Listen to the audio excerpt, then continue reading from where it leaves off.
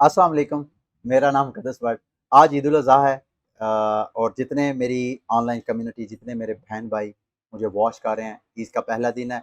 अगर आप आज के दिन, ईद के दिन आप इसको वॉच कर रहे हैं, तो मेरी तरफ से आप सबको अहलो अयाल समेत ईद की ढेरों खुशियाँ मुबारक हो। और हर साहिब इस्तिताअत मुसलमान की तरह मैंने भी आज कुर्बानी, ये स्क्रीन पे आपको पिक्चर नज़र आ रही होगी, ये मेरी भी एक छोटी-सी काविश है। दुआ करें मेरे हक़ में कि अल्लाह ताला मेरी इस काविश को अपनी बारगाह में कबूलो मंज़ूर फ़रमाए। और सबसे पहले आज इस वीडियो में मैं कोशिश करूँगा कि आप बिटकॉइन के हवाले से जो कॉमन परसेप्शन है, वो भी एड्रेस करूँ और साथ बिटकॉइन के हवाले से आपकी थोड़ी-सी अंडरस्टैंडिंग डेवलप करूँ कि बिटकॉइन एक्चुअली है क्या? बड़े मैं लेमैन तरीके से आपको समझाने की कोशिश करूँगा। कोशिश करूँगा कि बड़े सादा अल्फाज में आपको इस हवाले से समझाऊँ, ताकि आपको पता चले कि बिटकॉइन एक्चुअली है क्या?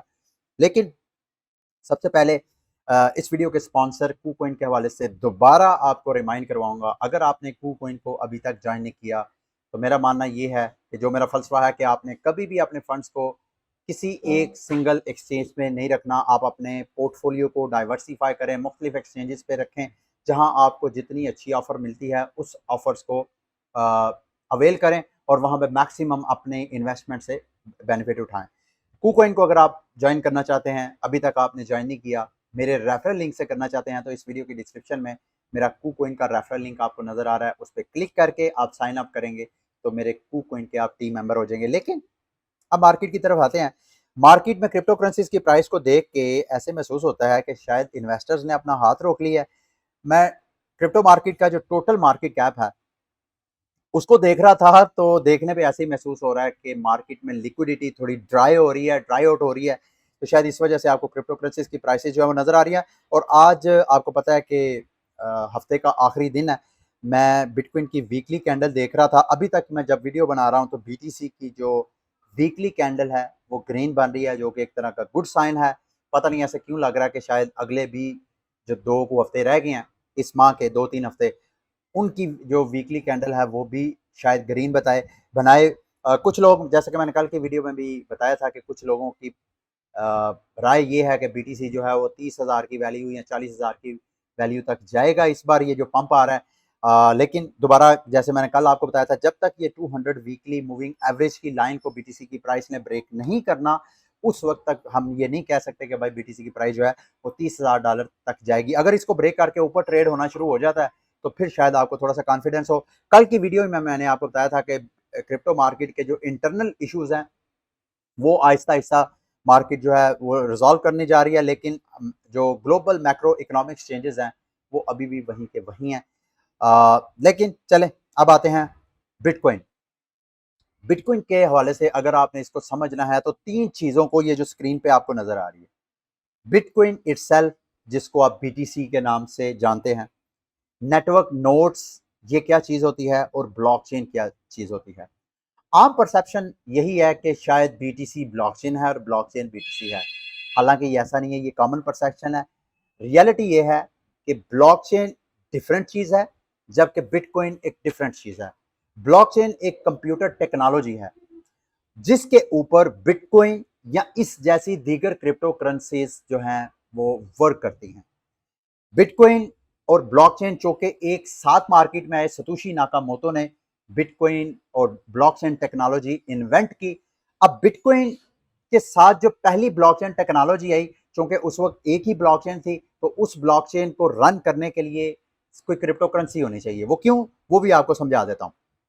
अच्छा, नॉर्मली जो रवायती पैसा होता है, उसमें ये होता है कि सेंट्रल बॉडी जो है वो पैसा इशू करती है, उसकी वैल्यू डिसाइड करती है, उसको सिक्योर करती है, उसकी डिस्ट्रीब्यूशन करती है। तो चूंकि बिटकॉइन एक डिसेंट्रलाइज नेटवर्क है, यानी इसकी कोई सेंट्रल बॉडी नहीं है, कोई सेंट्रल अथॉरिटी नहीं है। इवन जो इसको इन्वेंट करने वाला है, सतोशी नाकामोटो, जो कि आज तक मिस्टीरियस है, थ्योरीज हैं। कोई कहता है एक बंदा है, कोई कहता है एक से ज्यादा ग्रुप ऑफ पीपल हैं, कोई कहता है अमेरिका की एजेंसी है, कोई मार्केट के डिफरेंट अफराद के ऊपर ब्लेम कर रहे हैं कि ये हैं, लेकिन ये मंजर आम पे नहीं आ रहे। कुछ खुद सतोशी नाकामोटो का क्लेम करते हैं, लेकिन मार्केट के जो पार्टिसिपेंट्स हैं, जो इस स्टेक होल्डर्स हैं, वो उनको सतोशी नाकामोटो मानने के लिए तैयार नहीं है। तो इस हवाले से काफी ज्यादा थ्योरीज हैं। तो जो इसका इन्वेंटर है, वो इन्वेंटर भी इसको कंट्रोल नहीं करता। तो फिर इस नेटवर्क को, इस टेक्नोलॉजी को कंट्रोल कौन करता है? यही वो खूबसूरत डिजाइन है। सतोशी नाकामोटो ने जब बिटकॉइन का आइडिया दिया कि ब्लॉकचेन टेक्नोलॉजी, थोड़ा सा मैं आपको ब्लॉकचेन टेक्नोलॉजी, मेरे से किसी ने वीडियो के नीचे कमेंट करके पूछा कि सर हमें तो अभी तक यही नहीं पता ये ब्लॉकचेन क्या होती है। देखें, जितनी भी डाटा है, इंफॉर्मेशन है, अगर आप उसको क्रिप्टोग्राफी के जरिए, क्रिप्टोग्राफी भी एक तरह की टेक्नोलॉजी है, कंप्यूटर टेक्नोलॉजी है, जिसमें आप डाटे को हैशिंग करके उसको सिक्योर कर लेते हैं। अब इसमें ज्यादा निटी गिटी में जाऊंगा, मजीद आप कंफ्यूज हो जाएंगे। अब मोटा मोटा ये जहन में रखें कि क्रिप्टोग्राफी एक कंप्यूटर टेक्नोलॉजी है। आप जब भी किसी इंफॉर्मेशन को आप उस क्रिप्टोग्राफी के जरिए सिक्योर करते हैं, उसको ट्रांजैक्ट करते हैं, उसको डिस्ट्रीब्यूट करते हैं, तो उसको आप क्रिप्टो करेंसी बोल सकते हैं। अब वो जो जितनी ट्रांजैक्शंस होती हैं, वो इंफॉर्मेशन, जाहिर बात है वो इंफॉर्मेशन सारी ट्रांजैक्शंस ही होती हैं। वो सारी ट्रांजैक्शन को जब आप ब्लॉक्स की सूरत में महफूज करते हैं, और ब्लॉक की भी तरतीब इस तरह कि हर नया ब्लॉक पिछले आखिरी ब्लॉक के ऊपर जाके एडजस्ट होता है। थोड़ी देर के लिए समझाने के लिए फर्ज कर लें कि टोटल ब्लॉकचेन 1 2 3 4 5 6 7 तक ब्लॉक्स ऑलरेडी बन चुके हैं किसी भी ब्लॉकचेन के। अब जब 8वां ब्लॉक इसमें मजीद ऐड होगा, उस वक्त की सारी ट्रांजैक्शन को ऐड करके अपने अंदर स्मोक एक ब्लॉक बना के जब वो ऐड होगा, तो वो 7वें के ऊपर ऐड होगा। ऐसा नहीं है कि 8वां ब्लॉक जो है वो किसी भी जगह पे जाके। तो इस तरह ये जो ट्रांजैक्शंस के ब्लॉक हैं, जब सारे एक चेन की सूरत में इकट्ठे हो जाते हैं, तो इनको ब्लॉक चेन बोलते हैं। तो चूंकि बिटकॉइन, अच्छा, इस ब्लॉकचेन में जो ट्रांजैक्शंस होती हैं, जो कि इनको प्रोसेस करने के लिए ट्रांजैक्शन फीस चाहिए होती है, जिसको आप गैस फीस भी बोलते हैं, जो कि माइनर्स को जा सकती है, या अगर प्रूफ ऑफ स्टेक है तो वैलिडेटर्स वगैरह को जा सकती है। तो इन जो, क्योंकि सेंट्रल बॉडी नहीं है, तो इनको सपोर्ट करने के लिए माइनर्स होते हैं, जो कि डिसेंट्रलाइज है, एक एंटिटी नहीं है। जैसे मैंने आपको कहा, सतोशी नाकामोटो के पास भी कंट्रोल नहीं है। आप अगर बजाते खुद अगर बीटीसी में एक नेटवर्क सपोर्टर बनना चाहते हैं, बीटीसी के नेटवर्क को सपोर्ट करना चाहते हैं, तो कोई मुश्किल नहीं है। बीटीसी का सॉफ्टवेयर डाउनलोड करें अपने कंप्यूटर में। उस कंप्यूटर में सॉफ्टवेयर का सबसे पहले, अगर आप फुल नोड रन करना चाहते हैं, तो बीटीसी की जितनी ट्रांजैक्शंस है, उसकी पहली ट्रांजैक्शन से लेके आज तक की सारी ट्रांजैक्शन का डाटा जो है, जो कि मेरा ख्याल है शायद 400-500 जीबी तक है, पहले वो डाउनलोड होगा। जैसे ही आपके डाउनलोड होगा और माइनिंग सॉफ्टवेयर आप रनिंग करना शुरू कर दें, आप भी बिटकॉइन, तो कोई बंदा भी चाहे तो इस बिटकॉइन को के नेटवर्क को सपोर्ट कर सकता है। तो ये जो नेटवर्क नोड्स हैं, ये बिटकॉइन के इस ब्लॉकचेन टेक्नोलॉजी को सिक्योर करते हैं। ब्लॉकचेन टेक्नोलॉजी क्या है? डाटे को ब्लॉक्स की सूरत में सेव करना। अब इनको सिक्योर कौन करता है? ये नेटवर्क नोड्स, ये माइनर्स, ये वैलिडेटर्स, जिन्होंने बीटीसी का सॉफ्टवेयर इंस्टॉल किया होता है। अब ये नेटवर्क नोड्स क्यों करते हैं? उनको क्या, आपको क्या पड़ी है आप बीटीसी का सॉफ्टवेयर अपने लैपटॉप पे, कंप्यूटर पे डाउनलोड करें और उसके नेटवर्क को सपोर्ट करें? ये इस वजह से करते हैं क्योंकि इस टेक्नोलॉजी ने जो नेटवर्क सपोर्टर्स हैं, जो नेटवर्क नोड्स रन करने वाले हैं, उनको रिवॉर्ड दिया होता है। लेकिन रिवॉर्ड की बातें सारी बाद में करेंगे, लेकिन सबसे पहले बीटीसी के बारे में मैंने आपको थोड़ा सा बेसिक समझा दिया। अच्छा, ये आपको बताता चलूं, बिटकॉइन जो है या बीटीसी जो है, अपनी ब्लॉकचेन के अंदर जब तक बीटीसी है वो बीटीसी है। जैसे ही वो अपनी ब्लॉकचेन से बाहर निकलेगा, तो वो फिर बीटीसी नहीं होगा, बल्कि कुछ और होगा। फॉर एग्जांपल, आपने अक्सर डब्ल्यूबीटीसी का नाम सुना है। वो डब्ल्यूबीटीसी क्या है? वो होता एक्चुअली बीटीसी है, लेकिन वो बीटीसी की ब्लॉकचेन से बाहर चला जाता है, यानी वो इथेरियम में जब चला जाता है, तो वहां पे वो रैप्ड बीटीसी हो जाता है। यानी जहां पे आप डब्ल्यूबीटीसी लेते हैं, वो आपसे बीटीसी ले लेता है अपने बीटीसी वॉलेट में, और आपको बदले में इथेरियम की ब्लॉकचेन से डब्ल्यूबीटीसी उतनी दे देता है। फॉर एग्जांपल, आप बाइनांस पे जाते हैं या कूकॉइन पे जाते हैं, वहां पे आप एक बीटीसी ट्रांसफर करते हैं कूकॉइन के बीटीसी वॉलेट में, और उसको बाद में आप स्वैप करते हैं डब्ल्यूबीटीसी में। तो कूकॉइन क्या करेगा? आपसे बीटीसी में उसने डिपॉजिट ले लिया एक बीटीसी, और बदले में आपको इथेरियम का डब्ल्यूबीटीसी दे देगा। तो इसी तरह कोई भी क्रिप्टो करेंसी, जैसे बीटीसी है, उसकी एक अपनी ब्लॉकचेन है, इसी तरह इथेरियम है, उसकी अपनी ब्लॉकचेन है। हर ब्लॉकचेन का अपना अपना क्रिप्टो करेंसी होता है। और जैसे मैंने आपको स्टार्ट में बताया कि ब्लॉकचेन का क्रिप्टो करेंसी क्यों होना चाहिए, क्योंकि उस ब्लॉकचेन की सारी इंफॉर्मेशन को स्टोर करने के लिए, उसकी वैल्यू को ट्रांसफर करने के लिए, उसको सिक्योर, उसको डिस्ट्रीब्यूट करने के लिए गैस फीस चाहिए होती है, ट्रांजैक्शन फीस चाहिए होती है। और जो नेटवर्क नोड्स हैं, जो माइनर्स हैं, जो वैलिडेटर्स हैं, उनको रिवॉर्ड देना होता है। वो रिवार्ड उस ब्लॉकचेन की अपनी नेटिव क्रिप्टो करेंसी के जरिए दिया जाता है। अगर हम बीटीसी की ब्लॉकचेन की बात कर रहे हैं तो जाहिर बात है उसके लिए नेटिव करेंसी बीटीसी है। इसी तरह हम इथीरियम की ब्लॉकचेन की बात कर रहे हैं तो उसकी नेटिव करेंसी इथीरियम है। इसी तरह बाइनांस स्मार्ट चेन की ब्लॉकचेन की बात कर रहे हैं तो उसका अपना बीएनबी टोकन है। इसी तरह सोलाना की ब्लॉकचेन की बात कर रहे हैं तो उनका अपना सोल टोकन है। हर ब्लॉकचेन का अपना अपना टोकन होता है, कॉइन होता है। उस ब्लॉकचेन के ऊपर फिर कई टोकन्स लॉन्च होते हैं।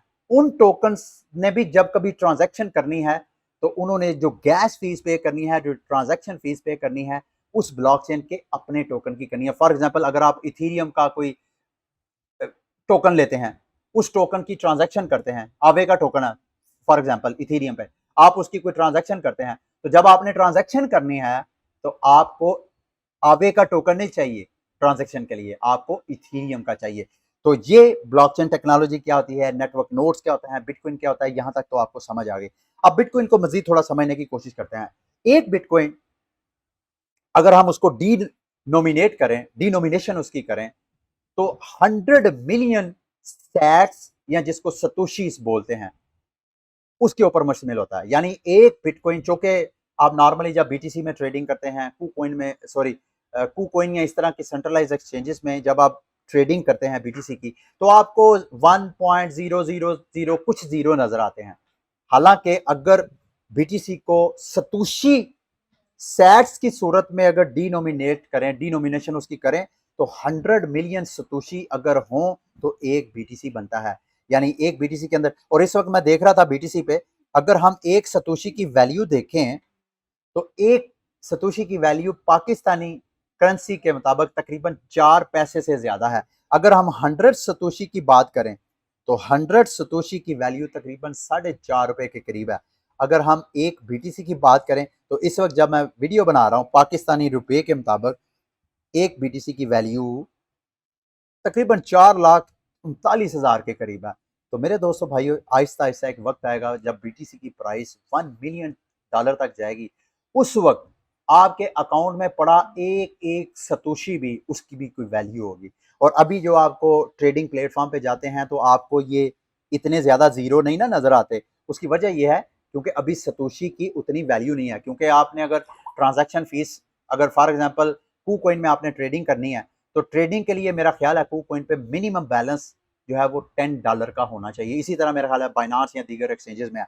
तो जब तक बीटीसी की वैल्यू हाईएस्ट वैल्यू पे नहीं जाती, जैसे कि 1 मिलियन पर बीटीसी, उस वैल्यू तक नहीं जाती, उस वक्त तक एक एक सतोशी की वैल्यू जो है आपको ट्रेडिंग के लिए अवेलेबल हो नहीं होगी। ठीक है, आगे आते हैं जी बीटीसी की सप्लाई की तरफ। हमारा जो रवायती पैसा है उसमें तो ये है कि सेंट्रल बैंक जब जरूरत पड़ती है पैसा छापता है, तो पैसा छापता है तो वो डी वैल्यू होता है। इसी तरह इवन गोल्ड ले लें, सोना भी जो है, पिछले दिनों मैंने आपके साथ वीडियो शेयर की थी कि अफ्रीकन कंट्रीज में अभी भी सोने के ज़खायर हैं। एक कंट्री में तो ऑलरेडी पता नहीं 11 ट्रिलियन से ज़्यादा का सोना जो है वो डिस्कवर हुआ है। तो सोना अभी भी अनलिमिटेड है। बिटकॉइन जिसको डिजिटल गोल्ड समझा जाता है, उसको डिजिटल गोल्ड इस वजह से क्यों समझा जाता है, क्योंकि ये स्केयर है। जैसे सोना है, सोने की वैल्यू इस वजह से है क्योंकि वो स्केयर एसेट है। और दूसरा, लोगों की आमन कॉमन बिलीव है लोगों का कि ये एक वैल्यूएबल चीज है। इसी तरह बिटकॉइन को भी डिजिटल गोल्ड समझा जाता है, बल्कि कई तो ये दावा करते हैं कि बिटकॉइन गोल्ड का एडवांस वर्जन है। बल्कि मैं रॉबर्ट कियोसाकी के मुताबिक, अक्सर मैंने आपको बताया भी है, रॉबर्ट कियोसाकी का कहना यह है कि गोल्ड जो है गॉड्स मनी है। अल्लाह ताला ने इंसान को जब दुनिया में भेजा तो सोना एक पैसा अल्लाह ताला की देन थी। तो gold is a god's money, जबकि डिजिटल जो बीटीसी है, जो डिजिटल गोल्ड जिसे कहा जाता है, वो ह्यूमंस मनी है। एक ऐसी स्केयर मनी जिसके बारे जिसको आप जैसे गोल्ड को स्टोर करके अपनी सेविंग, अपने बच्चों के लिए अपनी सेविंग रखते हैं फॉर लॉन्ग टर्म, इसी तरह आप बीटीसी को भी रख सकते हैं। अच्छा, बीटीसी की अब कमाल चीज क्या है, क्यों इसको सोना समझा जाता है? इसको as a store of value समझे, क्योंकि इसकी फिक्स कैप है। जैसे गोल्ड के रिजर्व जो हैं कहने को अनलिमिटेड है, लेकिन लिमिटेड स्केयर्स है। जितना भी अनलिमिटेड है, बहरहाल उसकी कोई ना कोई तो लिमिट है, कहीं ना कहीं तो इसको ब्रेक लगनी है। लेकिन बीटीसी जो है उतना ज़्यादा फ्लेक्सिबल नहीं है। जब दिल किया जनाब कहीं से ज़मीन खोदी तो अंदर से सोना निकला है। जो बीटीसी है इसकी फिक्स सप्लाई है 21 मिलियन बिटकॉइन, और उसमें से 90% तो ऑलरेडी माइन हो चुके हैं। बाकी 10% क्वांटिटी है जिसने अभी आना है और मार्केट में उसने सेल आउट होना है। और ये 2130 या 2100, मेरा ख्याल है 40, अगर मैं गलत नहीं हूं, मैं भूल गया हूं, 2140 तक या 2130 तक इसकी जो नई सप्लाई है मार्केट में आना वो बिल्कुल जीरो हो जाएगी। तब बिटकॉइन मार्केट में आना बिल्कुल बंद हो जाएगा। कुछ लोगों का ये भी गुमान है कि यार जब बीटीसी मार्केट में आना, जब मतलब माइनिंग के जरिए नया बीटीसी नहीं आएगा तो फिर बिटकॉइन कैसे नेटवर्क उसका चलेगा। उस वक्त ये माइनर्स हैं, इनको बीटीसी रिवार्ड के तौर पे नहीं दिया जाएगा, बल्कि उस वक्त जो ट्रांजैक्शन फीस है वो इतनी ज़्यादा हो जाएगी कि माइनर जो हैं इस नेटवर्क को लाजमी सपोर्ट करेंगे। इस वक्त जब कोई बीटीसी की ट्रांजैक्शन करता है तो दो किस्म के रिवार्ड माइनर को मिलते हैं। एक तो बिटकॉइन जब नया ब्लॉक माइन करता है तो उसको बिटकॉइन रिवार्ड के तौर पर दिया जाता है, और साथ ट्रांजैक्शन फीस भी, जितनी ट्रांजैक्शन वो उस ब्लॉक में होती हैं उसकी ट्रांजैक्शन फीस भी उसको मिलती है। अच्छा, अब बीटीसी का एक फिनोमेना है जिसको हाल्विंग बोलते हैं। बिटकॉइन जब सबसे पहले मार्केट में आया तो हर एक ब्लॉक माइन करने पे वो माइनर जिसने वो ट्रांजैक्शन को एक ब्लॉक की सूरत में ऐड करके ब्लॉकचेन में ऐड किया होता है उसको 50 बिटकॉइन दिया जाता था। फिर बिटकॉइन के सॉफ्टवेयर के अंदर इसकी डिफ्लेशनरी एक फीचर इसमें डाल दिया गया, मतलब ओवर द टाइम इसकी सप्लाई कम कर दी गई। हर 2,10,000 ब्लॉक्स के बाद बिटकॉइन का जो रिवॉर्ड है जो माइनर को दिया जाता है, जो बिटकॉइन नया मार्केट में सप्लाई आता है उसको कट लग जाता है। यानी सबसे पहले जब हाल्विंग हुई, हाल्विंग से पहले माइनर को एक ब्लॉक ऐड करने पे 50 बिटकॉइन दिए जाते थे, और हर 10 मिनट में एक ब्लॉक जो है वो ऐड होता है बिटकॉइन में। लेकिन जैसे ही 2,10,000 ब्लॉक्स माइन हो गए तो वो रिवॉर्ड जो है वो कम हो गया, जो कि 2,10,000 जो ब्लॉक्स हैं नॉर्मली हर 4 साल बाद जो है वो हाल्विंग का पीरियड हो जाता है। डेट फिक्स इस वजह से नहीं है क्योंकि ब्लॉक्स फिक्स हैं। हर 2,10,000 ब्लॉक्स ऐड होने के बाद जो 2,10,000वें के बाद वाला पहला ब्लॉक होगा वो हाल्विंग रिवॉर्ड जो है वो कम करके होगा। अच्छा, उसके बाद रिवॉर्ड कम हो गया, 25 हो गया, फिर 12 हो गया, और अभी जो रिसेंट करंट हर ब्लॉक ऐड करने वाले माइनर को 6.25 बीटीसी और साथ ट्रांजैक्शन फीसें मिलती हैं। और इसका मतलब दूसरे लफ्जों में यह है कि हर 4 साल बाद ये रिवॉर्ड हाफ हो के माइनर का रिवॉर्ड कम होता जाता है।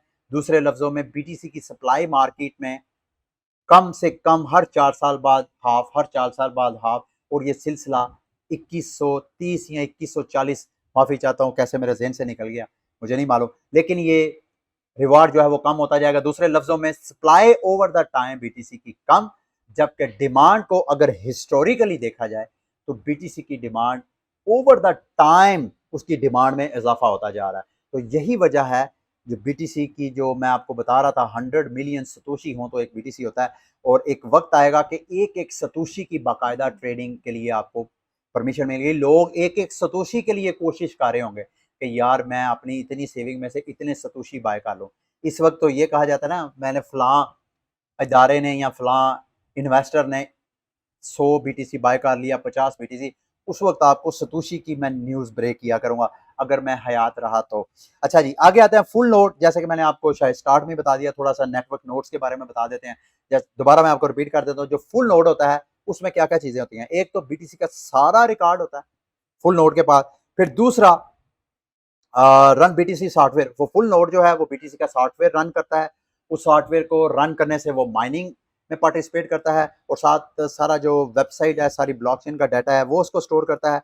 और साथ वो जो बीटीसी का सॉफ्टवेयर उसने इंस्टॉल किया है, उस बीटीसी में जो रूल्स हैं बिटकॉइन की ब्लॉकचेन के ऑपरेट करने के, वो सारा जो रूल्स हैं उनको एनफोर्स करना भी फुल नोड की जिम्मेदारी होती है, तो वो आप खुद भी कर सकते हैं।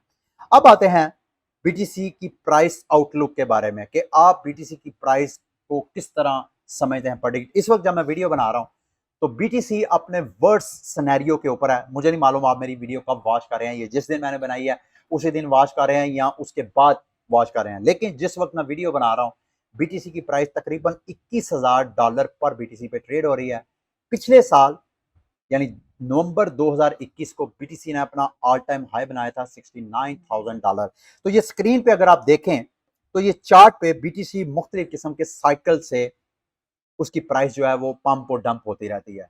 नॉर्मली मुख्तलिफ इसको देखने के एंगल्स हैं, मुख्तलिफ परस्पेक्टिव से हम बीटीसी की प्राइस का जायजा ले सकते हैं, उसकी मूवमेंट का। यानी कुछ लोग ये कहते हैं कि बीटीसी की जब हाल्विंग होती है तो हर साल बाद, चूंकि इसकी हर 4 साल बाद इसकी सप्लाई रिवॉर्ड जो है वो हाफ हो जाता है, उस वजह से उसका ज्यादा सिक्योर होने की वजह से प्राइस पंप होती है। अब चूंकि जिन्होंने नीचे से बाय किया होता है तो वो प्राइस पंप होने की वजह से उस वक्त अपना प्रॉफिट टेकिंग कर रहे होते हैं। जब प्रॉफिट टेकिंग करते हैं तो फिर क्रैश सीजन शुरू हो जाता है।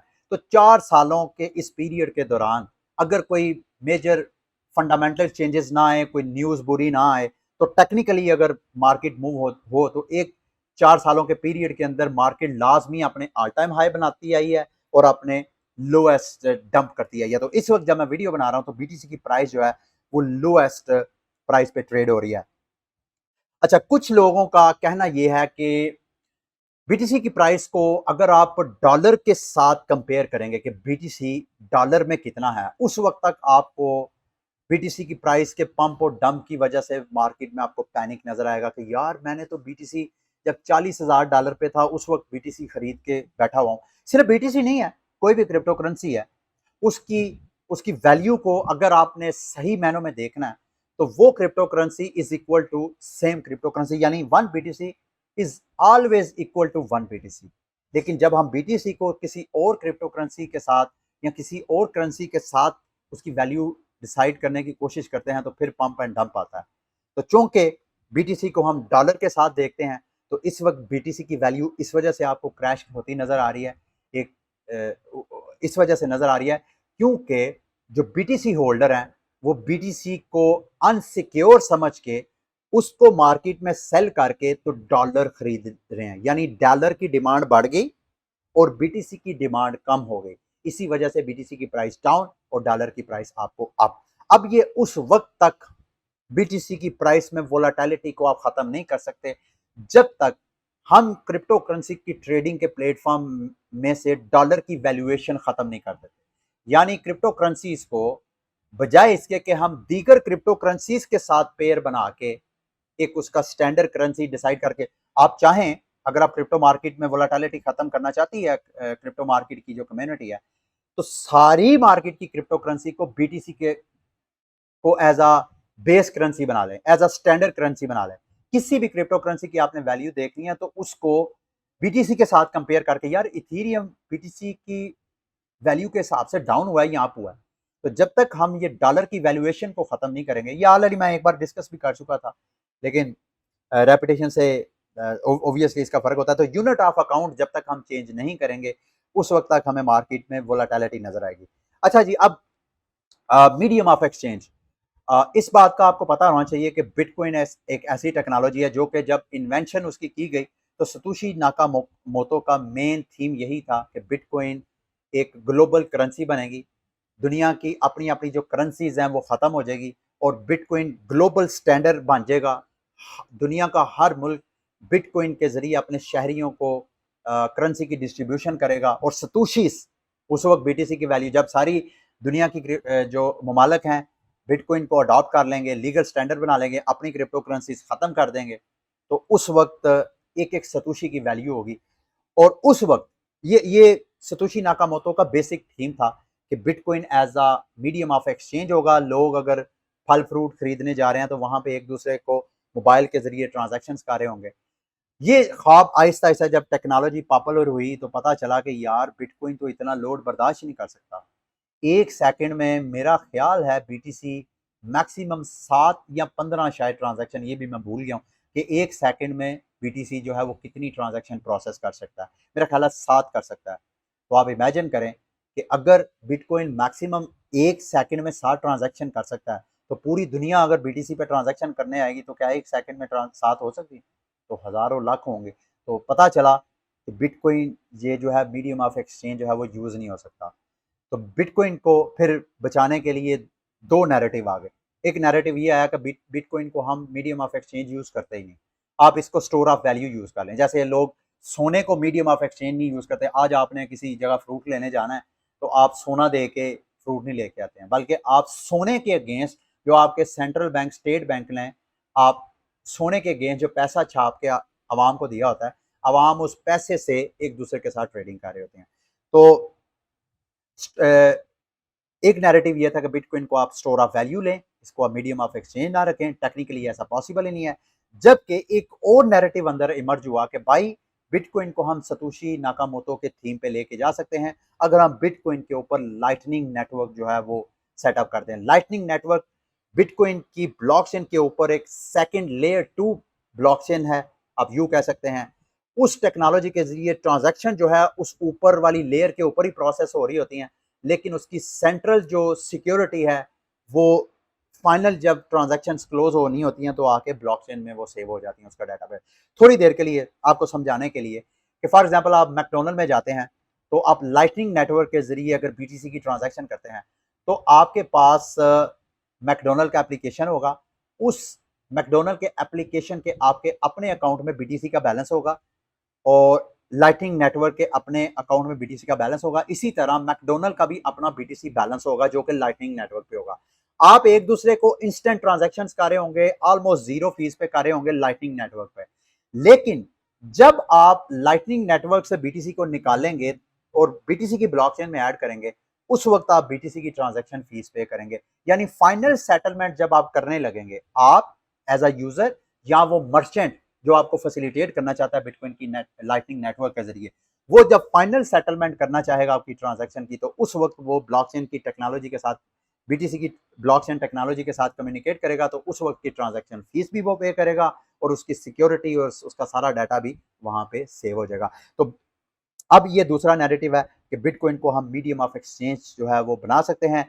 आपको ऑलरेडी शायद इल्म होगा कि एल सल्वाडोर में ऑलरेडी बिटकॉइन को वहां लीगल टेंडर करार देने के बाद ऑलरेडी वहां पे जो शहरी हैं एल सल्वाडोरियन, वो बिटकॉइन के जरिए लोकल बाइंग सेलिंग कर रहे हैं और वो सब उसको फैसिलिटेट कर रहा है लाइटनिंग नेटवर्क। तो ये जो सतोशी नाकामोटो का विजन था वो भी एक तरह का ऐसा लग रहा है इस नैरेटिव के मुताबिक कि शायद आने वाले वक्तों में ऐसा हो सकता है अगर सारी कंट्रीज चाहती हैं। इस हवाले से मेरा एक अपना थॉट है, मैं चाहता हूँ वो भी मैं आपके साथ शेयर कर दूं। मेरा मानना यह है कि बिटकॉइन के को अगर कोई बड़ा खतरा है आने वाले वक्तों में तो इस लाइटनिंग नेटवर्क से ही है, क्योंकि लाइटनिंग नेटवर्क में ट्रांजैक्शन फीस ना होने के बराबर है। और जब बिटकॉइन की टोटल माइनिंग खत्म हो जाएगी, यानी माइनर्स को बीटीसी रिवार्ड के तौर पे जब मिलेगा ही नहीं, तो लाइटनिंग नेटवर्क से उनको अगर ट्रांजैक्शन फीस से भी नहीं मिलेंगी, तो बीटीसी के नेटवर्क को सपोर्ट कौन करेगा? कौन उस वक्त इतना एक्सपेंसिव माइनिंग सेटवर्क या नेटवर्क नोड सेटअप करेगा? तो ये मेरा अभी तक का थॉट है। इस हवाले से मुमकिन आने वाले वक्तों में मजीद मेरे शऊर में इजाफा हो, तो मुझे पता चले नहीं नहीं यार लाइटनिंग नेटवर्क थ्रेट नहीं है, या मुमकिन है कि बिटकॉइन कम्युनिटी इस हवाले से कोई नया सोल्यूशन निकाले। लेकिन फिलहाल की सूरत हाल ये है, ये आपको चार्ट नजर आ रहा है, इस चार्ट में आप देखें बिटकॉइन के लाइटनिंग नेटवर्क पे जो बीटीसी का स्टॉक है वो अपने ऑल टाइम हाई को टच कर रहा है। जुलाई 8 यानी 2 दिन पहले जो लाइटनिंग नेटवर्क पे बीटीसी का जो सेविंग है वो 4156 बीटीसी में का उसमें इजाफा हुआ है। यानी बीटीसी के लाइटनिंग नेटवर्क पे जो मर्चेंट्स हैं वो मार्केट से स्पॉट से बीटीसी उठा के अपने लाइटनिंग नेटवर्क में बीटीसी को सेव कर रहे हैं ताकि वो फैसिलिटेट करें और बिटकॉइन को as a medium of exchange use करें। लास्ट में एम्प्टी गॉक्स बिटकॉइन को इस वक्त जिस सूरत हाल में बीटीसी की प्राइस $21,000 पर बीटीसी पे ट्रेड हो रही है, इस वक्त क्रिप्टो मार्केट को और बीटीसी को इंटरनल कोई थ्रेट नहीं है सिवाय एम्प्टी गॉक्स। कुछ लोगों की ओपिनियन ये है कि एम्प्टी गॉक्स जो है वो बीटीसी को इतना क्रैश कर देगा जैसे कि टेरा लूना का भी आपको पता है उनके पास भी बीटीसी कोई था $1-2 अरब का शायद, अगर मैं गलत नहीं हूं तो। ऑलमोस्ट ये जो एम्प्टी गॉक्स की अभी रिहेबिलिटेशन होनी है तकरीबन 1,37,000 के करीब बिटकॉइन है जो कि 2014 के क्रेडिटर्स को वापस मिलने हैं, जिनकी बीटीसी की बाइंग शायद $50 के करीब थी। तो उनकी बाइंग अगर आज वो बेचते हैं तो बीटीसी जो है वो दोबारा उतना बड़ा क्रैश हो सकता है। तो बीटीसी की प्राइस 21,000 से कई तो कह रहे हैं शायद $2-3 हज़ार तक चली जाए। ये एक थ्रेट है। कुछ लोगों का मानना यह है कि ये परफेक्ट टाइम है क्योंकि अगस्त कि मिड में या आखिर में जाके ये एम्प्टी गॉक्स के क्रेडिटर्स हैं, उनको बीटीसी मिलना स्टार्ट होगा। उस वक़्त जब बीटीसी उनको मिलना शुरू होगा और अगर वो मार्केट में सेल करते हैं तो बीटीसी की प्राइस क्रैश हो रही होगी। लेकिन उसी दौरान इथेरियम ने, चूँकि कहा यह जा रहा है कि अगस्त के आखिर में जाके इथेरियम का मर्ज फाइनलाइज हो जाना है, तो उस वक्त कहा जा रहा है कि शायद इथेरियम की प्राइस जो है वो मर्ज होना शुरू हो जाए, मर्ज की वजह से प्राइस, उसकी वैल्यू बढ़ना शुरू हो जाए और शायद इथेरियम जो है वो बीटीसी को फ्लिप कर दे। लोग इथेरियम को as a store of value भी और as a medium of exchange भी लेना शुरू कर दें। तो ऐसा होता है या नहीं, आई डोंट नो, लेकिन ये एक चार्ट मैं आपके साथ शेयर करना चाहता हूँ, उसको आप देख लें। इस वक्त जबकि इथेरियम की प्राइस तकरीबन $1200 $1100 पे ट्रेड हो रही है, इस वक्त जो इथेरियम के ऐसे अकाउंट होल्डर जिन्होंने इथेरियम 2.0 पे इथेरियम स्टेक किया हुआ था, उनकी जो एवरेज बाइंग है वो $2390 के करीब है।